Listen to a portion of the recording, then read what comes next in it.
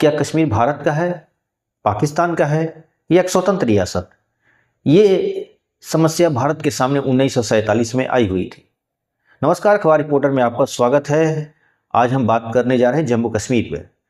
जम्मू कश्मीर एक ऐसा राज्य है जहां 1947 से आज तक कुछ ना कुछ विवाद और कुछ ना कुछ घटनाएं अक्सर घटती रहती हैं।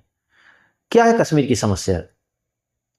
कश्मीर की समस्या को किसने पैदा किया था, किसने बनाया था? एक समस्या, कश्मीर की समस्या पर आज हम बात करने जा रहे हैं। बात करने की वजह 35A और धारा 370 के तहत उनको कुछ स्पेशल राइट्स मिले हुए थे, और वो क्यों मिले थे, किसकी वजह से, इस पर थोड़ी सी बात कर लेते हैं। देखिए, ऐसा है कि 1947 में जब देश आज़ाद हुआ था तो राजवाड़ों के पास वो अधिकार था कि वो या तो भारत में जाए या तो पाकिस्तान में जाए, लेकिन थोड़ा भौगोलिक क्षेत्र को देखते हुए ये निर्णय लेना था। 1947 में 3 रियासतें जम्मू कश्मीर, हैदराबाद और जूनागढ़ भारत में नहीं मिलना चाहते थे। जूनागढ़ एक जनमत संग्रह के बाद भारत में विलय हो गया और वहाँ के नवाब पाकिस्तान चले गए, और हैदराबाद में ऑपरेशन पोलो चलाया गया और वहाँ के निजाम भाग के पाकिस्तान चले गए, और इस तरह ये दोनों रियासतें भारत में विलय हो गई। पाकिस्तान को भी ये मौका मिल गया है। पाकिस्तान दरअसल इसके पीछे, अब जम्मू कश्मीर में थोड़ा हम लोग चलते हैं। जम्मू कश्मीर में महाराजा जो हरी सिंह थे, वहाँ के राजा थे, वो पाकिस्तान को और भारत को एक प्रस्ताव भेजे थे कि 1947 तक जो ब्रिटिश जो राजवाड़ों की जो स्थिति थी वो ऐसा ही रखा जाए, मतलब वो उसमें कोई इंटरफेयर ना किया जाए, यानी ये दोनों में से किसी रियासतों में शामिल ना तो भारत में जाएंगे ना तो पाकिस्तान में। स्वतंत्रता की बात थी, पाकिस्तान ने इसका समर्थन कर दिया। पाकिस्तान जानता था कि हम जम्मू कश्मीर में कभी भी वहाँ की सरकार को तख्ता पलट करके और उसे पाकिस्तान में विलय करने में मजबूर कर देंगे, क्योंकि वहाँ की जनता मुस्लिम थी।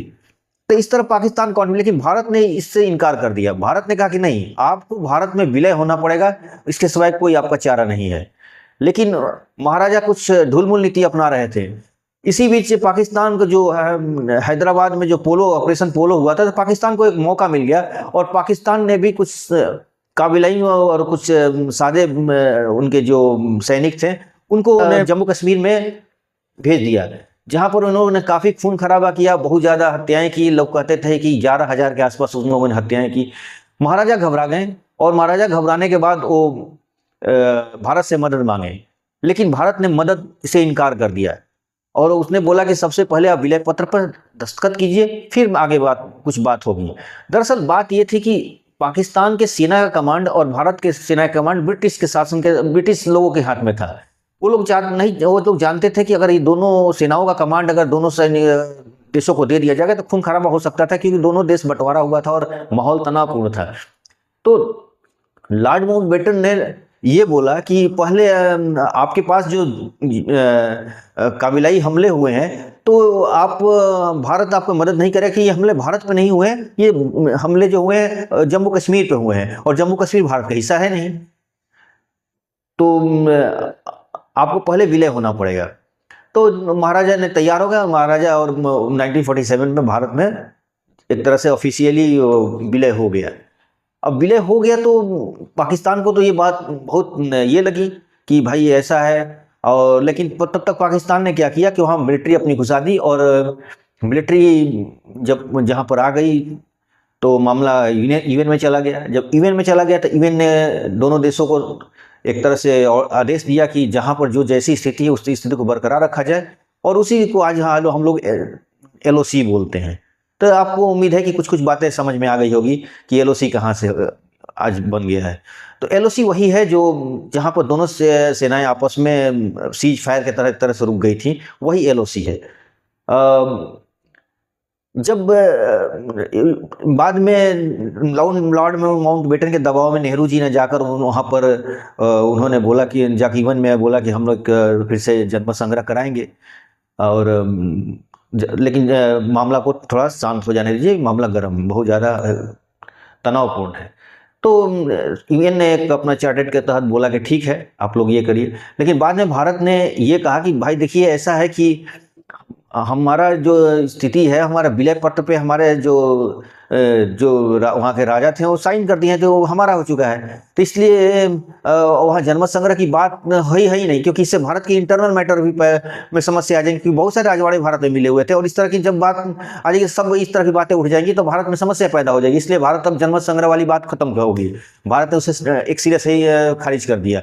और दूसरी बात ये और थी कि जनमत संग्रह कराने के लिए दोनों सेनाओं को, भारत को और पाकिस्तान को, अपनी अपनी सेनाएं को अपने अलग होके और जम्मू कश्मीर को एकदम से फ्री जोन बनाकर उस पर कराना था। लेकिन ना भारत पीछे हटा ना पाकिस्तान पीछे हटा, और आज तक दोनों एक दूसरे पर अब सबको पता ही है कि वहां पर तनाव कितना है, और दोनों अपने अपने जगह पर सेनाओं को तैनात रखे हैं और आज तक भी हैं। 26 अक्टूबर 1947 को भारत में जम्मू कश्मीर विलय हो गया था, तो उसको एक राइट्स दिया गया था, उसको एक अधिकार दिया गया था कि आपको अपनी संस्कृति और अपनी कल्चर को बचाने के लिए संविधान के में 370 का एक प्रस्ताव दिया गया था, जिसमें 35A के तहत उनको स्पेशल राइट था कि वो वहाँ के लोग अपनी कल्चर के लिए, भारत के अपना संविधान होगा, उनका अपना झंडा होगा, अपना मतलब एक तरह से वो भारत में होते हुए भारत का हिस्सा नहीं था। इस तरह कुछ स्पेशल राइट्स उनको दिया गया, तो अभी बीजेपी सरकार ने उसको 35A और 370 को हमेशा के लिए खत्म कर दिया। तो देखिए, तो अब सवाल यही होता है कि भारत और पाकिस्तान जो कश्मीर पर दावा करते हैं, तो किसका सही है, भारत का है या ये पाकिस्तान का है?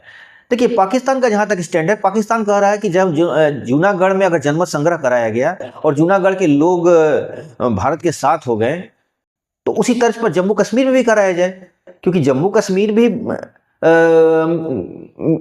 में भी मुस्लिम ज़्यादा है। जैसे वहाँ पर जूनागढ़ में हिंदू ज़्यादा थे तो मुस्लिम, तो वहाँ पर, लेकिन भारत का कहना है कि भाई ऐसा है कि हम इस तरह का जनमत संग्रह नहीं करा सकते, क्योंकि भारत में कई रियासतें भारत में विलय हुई थी और कई रियासतों में इस तरह की बातें उठने लगी कि हमारे यहाँ भी जन्म संग्रह कराइए। तो इसलिए भारत के एक तरह से संप्रभुता और भारत की एकता अखंडता पर समस्या पैदा हो जाएंगी। तो इस तरह भारत ने इस प्रस्ताव को खारिज कर दिया कि नहीं, इस तरह के किसी प्रस्ताव को हम मानने के तैयार नहीं है। कि भारत में जब महाराजा हरि सिंह ने जब विलय कर दिया तो भारत का हो गया वो। और दूसरी बात ये, तो इसमें एक देखिए, इसमें ध्यान देने वाली बात है कि भौगोलिक स्थिति को भी ध्यान देना यहाँ पर देना होगा। देखिए, तो भौगोलिक स्थिति की जहाँ तक बात है कि जूनागढ़ जो है वो गुजरात में है और हैदराबाद जो है दक्षिण भारत में, अभी जो हैदराबाद है। तो अब यहाँ से पाकिस्तान काफ़ी दूरी था, तो पाकिस्तान का तर्क है कि जो भौगोलिक स्थिति के बारे में बात की रही, जम्मू कश्मीर पाकिस्तान से नज़दीक है, तो इसलिए जम्मू कश्मीर और मुस्लिम भी है, तो इसलिए हमारा उसमें पूरा हक है। इसलिए हमारा पूरा हक है कि हम कश्मीर को पाकिस्तान में विलय कराएं। लेकिन भारत का कहता है कि भारत की, भाई देखिए ऐसा है कि हमारे सुरक्षा और हमारे अखंडता की चुनौती हो जाएगी। बहुत सारे राजवाड़े कर सकते हैं, बहुत सारे राजवाड़ों के नागरिक कर सकते हैं, हमें जनमत संग्रह चाहिए। तो इस तरह भारत इस चीज़ को खारिज कर दिया कि जनमत संग्रह की कोई बात ही नहीं है अब, क्योंकि भारत अब कश्मीर को अखंड हिस्सा मानता है अपना। और एक तरह से देखा जाए तो भारत तो पाकिस्तान के सारे दावों को उसने खारिज कर दिया। अब जहाँ तक पीओके की बात है, तो पीओके में जो सैनिक जो हैं, तो एक यूनाइटेड नेशन के प्रस्ताव के तहत दोनों सैनिकों को पीछे हटना था, उसके बाद वहाँ जन्म संग्रह की बात है। तो ना पाकिस्तान पीछे जा रहा है ना भारत जा रहा है, तो इसलिए वहाँ पर कोई भी इस तरह की जन्म संग्रह की सवाल ही नहीं पैदा होता है।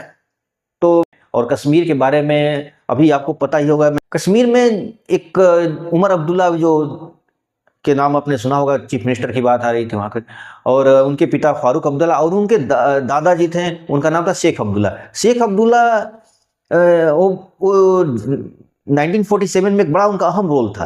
अहम रोल इसलिए था कि शेख अब्दुल्ला भारत की तरफ चाहते थे कि कश्मीर भारत में विलय हो, और वो पाकिस्तान विरोधी थे, जिन्ना के विरोधी थे। तो और हरि सिंह ने उनको जेल में डाल रखा था क्योंकि वो भारत में विलय करना चाहते थे कश्मीर को। तो लेकिन जब देखे कि मामला हाथ से निकल रहा है 1947 में, तो उन्होंने क्या किया कि हरि सिंह को फिर से रिहा कर दिया। और हरि सिंह के रिहा होते ही जब जवाहरलाल नेहरू से उनका अच्छा खासा संबंध बन गया था और अच्छी खासी उनसे नज़दीकियाँ बढ़ गई थी, जो जिन्ना को पसंद नहीं थी, क्योंकि जानती थी, जिन्ना अच्छी तरह जानते थे कि जब शेख अब्दुल्ला जब तक हैं, कश्मीर के लोग उनके साथ हैं, और कश्मीर के जब लोग उनके साथ हैं तो पाकिस्तान में कश्मीर नहीं मिल सकता। यानी जनमत संग्रह कराया भी जाएगा तो वो जिन्ना का वो सारा चाल फेल हो जाएगा, क्योंकि शेख अब्दुल्ला भारत में विलय कराने के लिए जनमत संग्रह में फेवर में ले सकते हैं। तो इसलिए तब उनको इसी डर से शेख अब्दुल्ला को फिर से हरी सिंह ने रिहा किया और जेल से बाहर लाया। बाद में वो शेख अब्दुल्ला और फिर बाद में वो नेशनल कॉन्फ्रेंस एक पार्टी बनाए और उनके अभी भी उनका पार्टी है, जो अभी सिर्फ उमर अब्दुल्ला कुछ दिन से नज़रबंद थे, वो 370 जब ख़त्म हुआ था, साल 2 साल अपना नज़रबंद थे, अभी वो रिहा हुए हैं और अब चुनावी प्रक्रिया में है। तो इस तरह ये मैं नहीं कहूँगा कि ये परिवार पाकिस्तान परस्त है। अक्सर मीडिया में बातें निकल जाती हैं कि उमर अब्दुल्ला और फारूक अब्दुल्ला पाकिस्तान परस्ती में विश्वास करते हैं, ऐसा नहीं है।